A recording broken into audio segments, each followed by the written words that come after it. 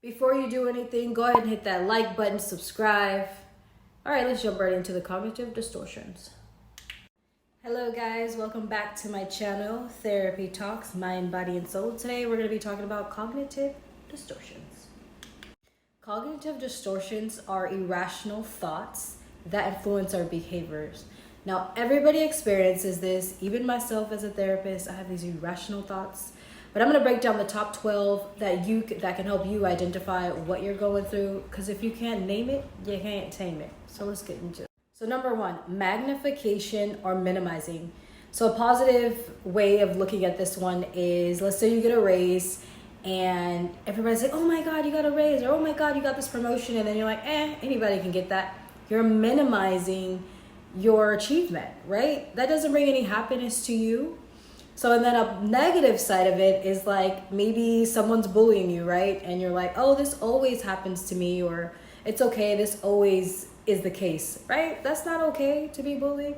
All right, jumping to number two. This one should put like a big star next to over generalization.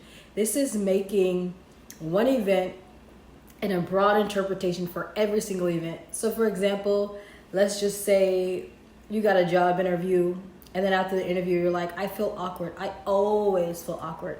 So it's just simply using that term of this always happens to me for every single event, right? How can you get happiness out of that if you're just like, this always happens to me?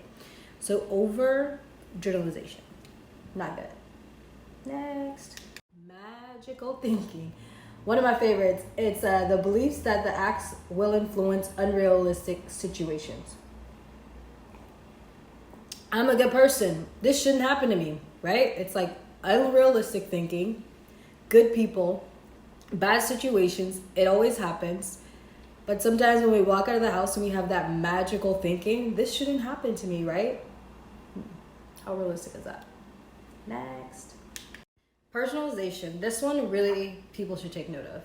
This is the belief that one is responsible for outside events outside of their control. So for example, maybe you're driving somewhere and something happens, right? And you didn't get there fast enough. And then in your mind, you're like, oh, only if I would have gotten there, it would never happen, right?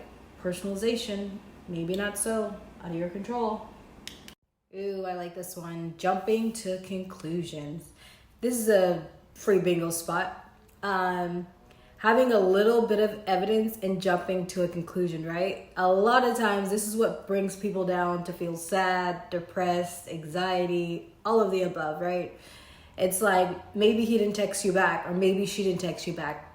You jump to conclusions and say, oh, maybe he doesn't like me or she doesn't like me, right? Maybe they're busy. Maybe they're asleep. Maybe they're working. Stop jumping to conclusions. Next. Mind reading. So this one is very similar to jumping to conclusions. The difference here is that you take the other person's beliefs and thoughts and make them your own. For example, maybe that person didn't text you back, or maybe you didn't want to go on a date with you, and then you say, oh, maybe they think I'm ugly. Maybe they don't like me, right? Did they say that? Stop mind reading. Ooh, fortune telling. This is when you already predict that the future is going to be bad, right? Maybe you go to a birthday party and you're like, no one's going to talk to me. No one's going to sit next to me. That's fortune telling. You're predicting that the situation is going to be bad before even going. Like, that don't make no sense. Anyhow, next. Emotional reasoning. This one actually is a little tricky. It's the assumption that emotions reflect the way things really are. For example, I feel like a bad friend, therefore I'm a bad friend. In my next video, I do want to get into a little bit of CBT.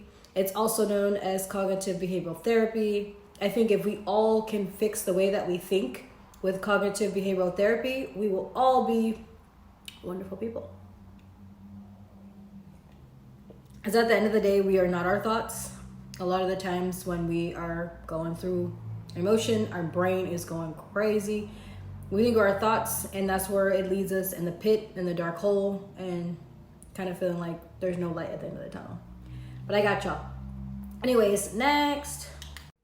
So this one I really don't like. I feel like a lot of people do use this one. It's the should statements, like I should be a good mom, right? I should be a good friend. I should be a good boss.